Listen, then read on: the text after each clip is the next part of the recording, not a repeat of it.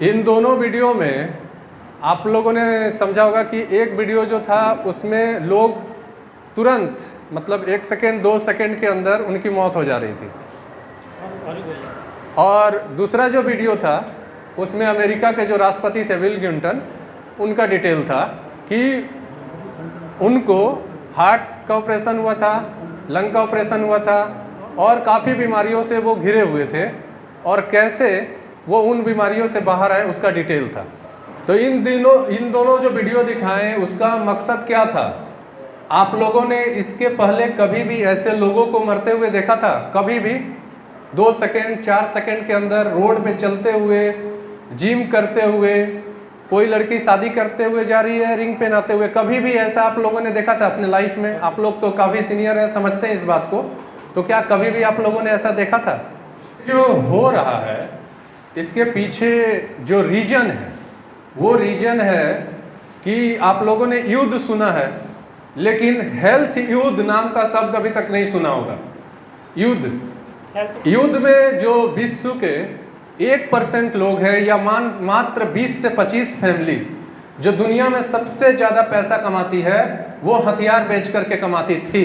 तो ये जो दुनिया है इसमें जो 20, 25, 30 फैमिली है, वो जो पैसा जो सबसे ज़्यादा कमाते थे वो हथियार बेच करके कमाते थे, लेकिन वो लोग शिफ्ट हो गए हैं अभी दवाइयाँ बेचने में, फूड में और जो भी चीज़ें हैं खेती एग्रीकल्चर में। क्यों शिफ्ट हो गए हैं?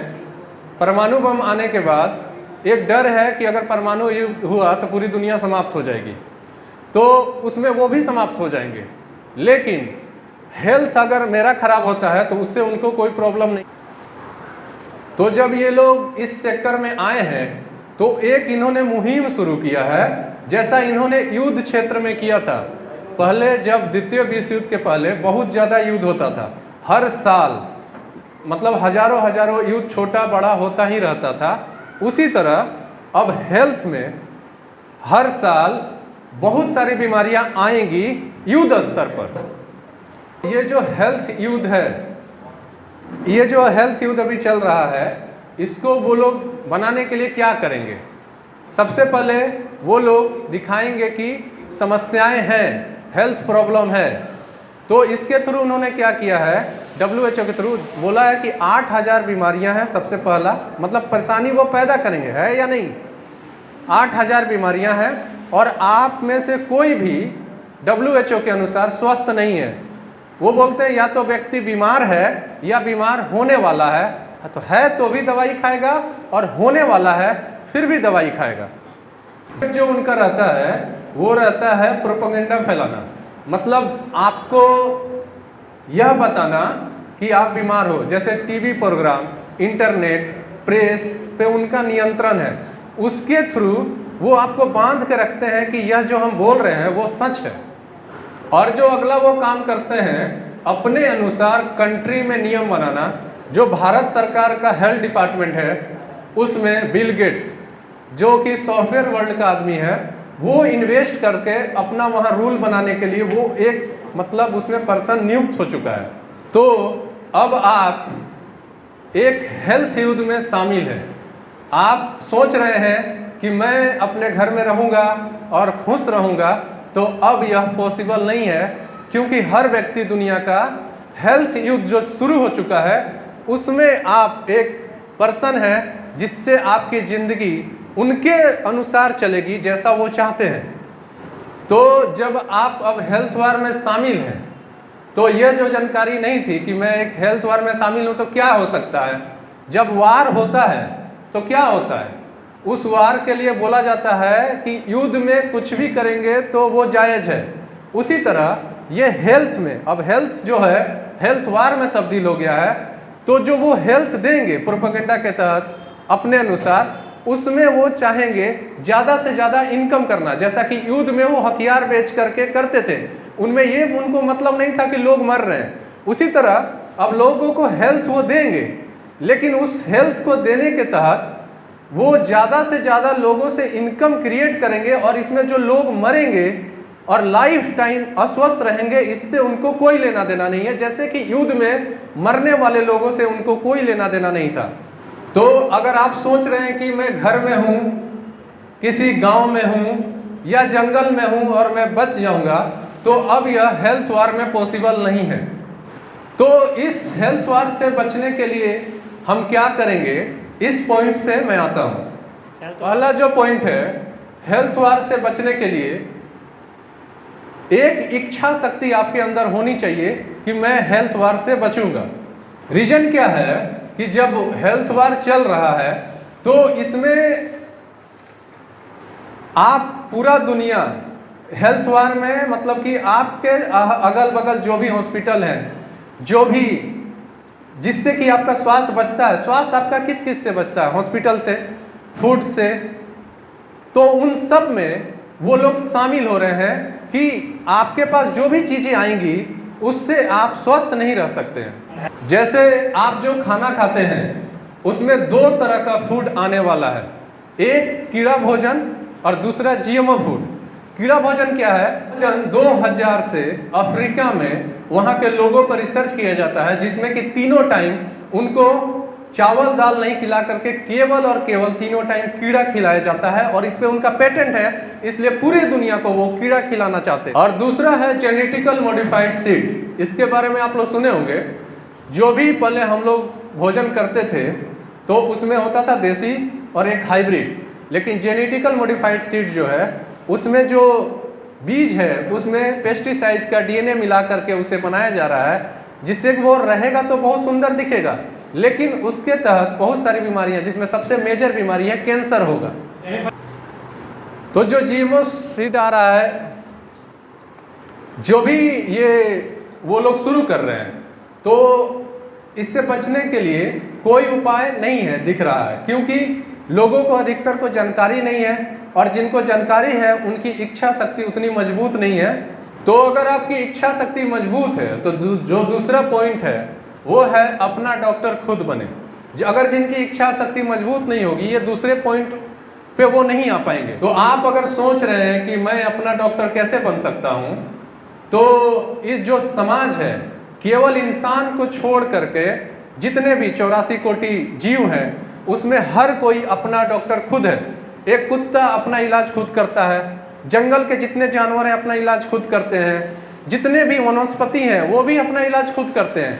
केवल एक इंसान है जो दूसरे पे डिपेंड है, और जो बीमार व्यक्ति होता है और जो अवेयर व्यक्ति होता है वही सबसे अच्छा डॉक्टर बन सकता है। या तो वो बीमार हो जो खुद भोग रहा हो, और या तो वो अवेयर हो।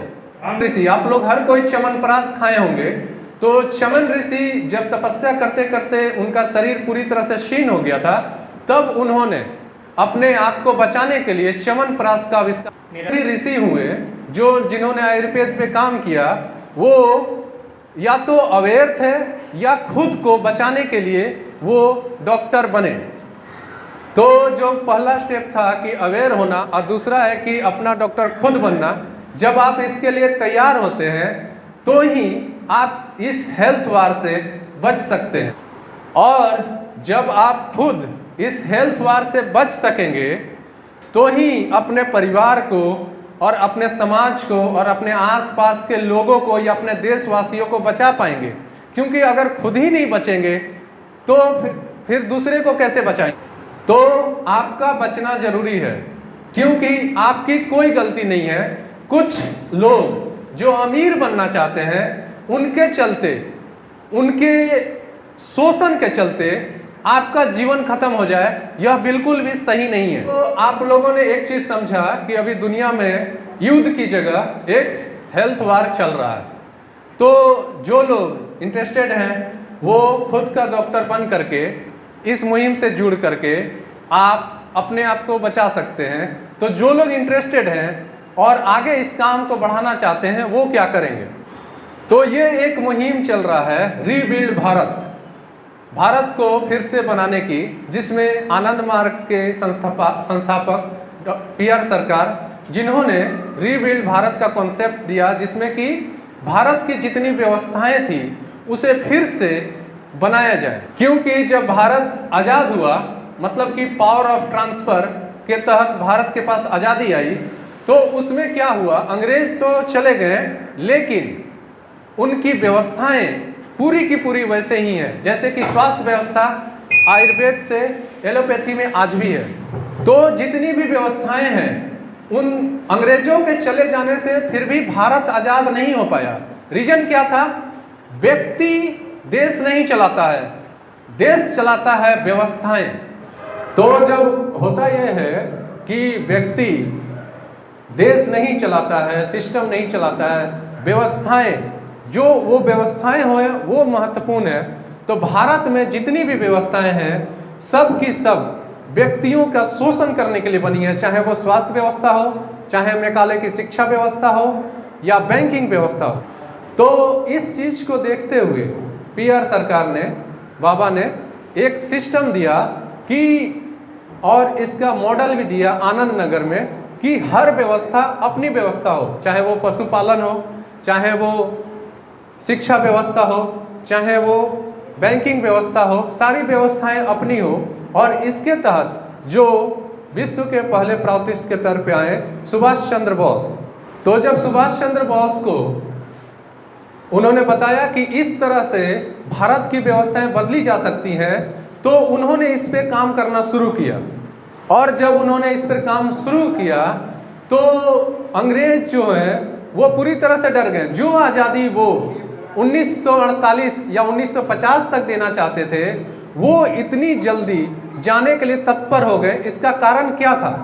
इसका रीजन ये था कि सुभाष चंद्र बोस अपनी सेना बना चुके थे, अपनी बैंकिंग व्यवस्था बना चुके थे और सिंगापुर में वो अपनी शासन व्यवस्था स्थापित कर चुके थे।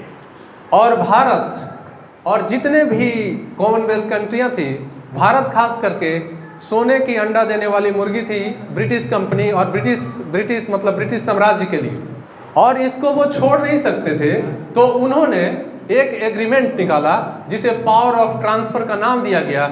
आप लोगों ने आज तक पूरे विश्व में नहीं सुना होगा कि आज़ादी लड़के नहीं ली गई, मतलब ट्रांसफर की गई, और जिसमें कि लिखा गया कि सुभाष चंद्र बोस कभी भी मिलेंगे तो वो जिंदा या मुर्दा ब्रिटिश को उन्हें सौंपना है। तो जो आज हेल्थ वार चल रहा है उसकी जड़ें भारत की आज़ादी जो थी उसमें समाहित है।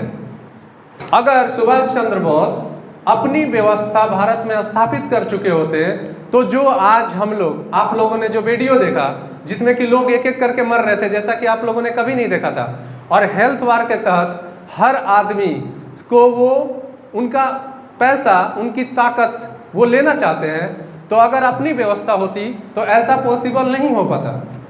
तो मैं इसी को बोल करके जो एक बार आपको पूरा का पूरा जो मैंने हम लोगों ने बातचीत किया वो मैं एक सिलसिलेवार में आपको बता देता हूँ कि हमने पहला बात किया कि इस दुनिया में एक हेल्थ वार चल रहा है। आप सभी, आप कहीं भी रहते हो, आप घर में हो, हाउसवाइफ हो या जंगल में रहते हो, आप उस हेल्थ वार से नहीं बच सकते। अगर उस हेल्थ वार से आपको बचना है तो आपको मैंने कुछ पॉइंट्स बताया कि आपकी इच्छा शक्ति मजबूत होनी चाहिए और आपको अपना डॉक्टर खुद बनने की जरूरत। और अगर आप लोग कुछ करना चाहते हैं, इस मुहिम में जो शामिल होना चाहते हैं, वो रीबिल्ड भारत प्रोग्राम जो आनंद मार्ग के तले चलाया जा रहा है, बैनर के तले, आप उसमें शामिल हो सकते हैं।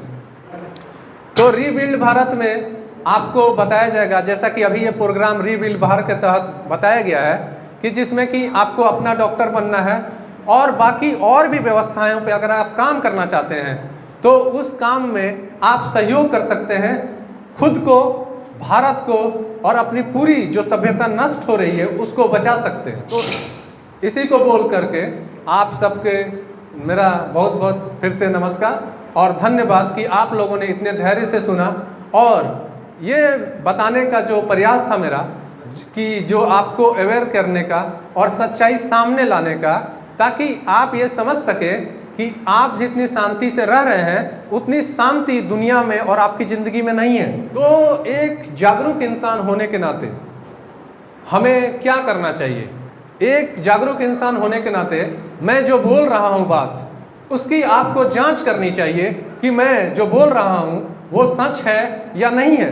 अगर ये बात मैं जो बोल रहा हूँ कि दुनिया में एक हेल्थ वार चल रहा है और अगर ये सच है तो आप सभी खतरे में हैं, और अगर आप खतरे में हैं तो आपको इससे बचने के लिए प्रयास करना आज से ही शुरू कर देना चाहिए, जो कि इस प्रोग्राम में आपको बताया जाएगा कि अपना डॉक्टर कैसे बने। वो चीज़ आप इसमें सीख सकते हैं और आपको फिर जागरूक होकर के ये सारे चीज़ सीखना चाहिए, और सीख करके खुद को भी बचाना है, अपने परिवार को भी बचाना है, अपने पड़ोस, अपने समाज और अपने देश को भी बचाना है, क्योंकि जो जानते हैं जिम्मेदारी उनके कंधे पे होती है। एक कहानी सुना करके मैं इस अपनी वार्ता को समाप्त करना चाहूँगा। कहानी यह है कि जब शुतुरमुर्ग जंगल में होता है, उस शुतुरमुर्ग के ऊपर जब खतरा आता है तो वो खतरा से बचने के लिए अपना जो सर होता है वो बालू में धंसा लेता है, मतलब बालू में अपना सर छुपा लेता है। शुतुरमुर्ग एक बहुत बड़ा पक्षी होता है जिसके एक वार से व्यक्ति मर सकता है। उसके ऊपर जब खतरा आता है तो वो भागता नहीं है, अपने आप को बचाने के लिए अपना मुंडी बालू में छिपा लेता है। तो हमारे पास भी दो उपाय है, या तो हम शुतुरमुर्ग की तरह सब कुछ जानने के बाद यह सोचें कि नहीं कुछ नहीं होने वाला है और चुपचाप बैठ जाए, या दूसरा ऑप्शन यह है कि जब हम सब कुछ जान गए हैं तो हम लोग संगठित हों और वह चीज़ सीखें जिससे कि हम हेल्थ वार से बच सकते हैं, क्योंकि हमारा हथियार वही है जो हम सीखेंगे। और सीखने के बाद ज़्यादा से ज़्यादा लोगों को जागरूक करें किसी भी तरह से, ऑनलाइन ऑफलाइन, क्योंकि अगर हम ज़्यादा से ज़्यादा लोग इस युद्ध में जो हेल्थ वार है उसमें संगठित रहेंगे तो ही उनसे लड़ सकते हैं। इतने धैर्य से मुझे सुनने के लिए आप सभी को नमस्कार, धन्यवाद।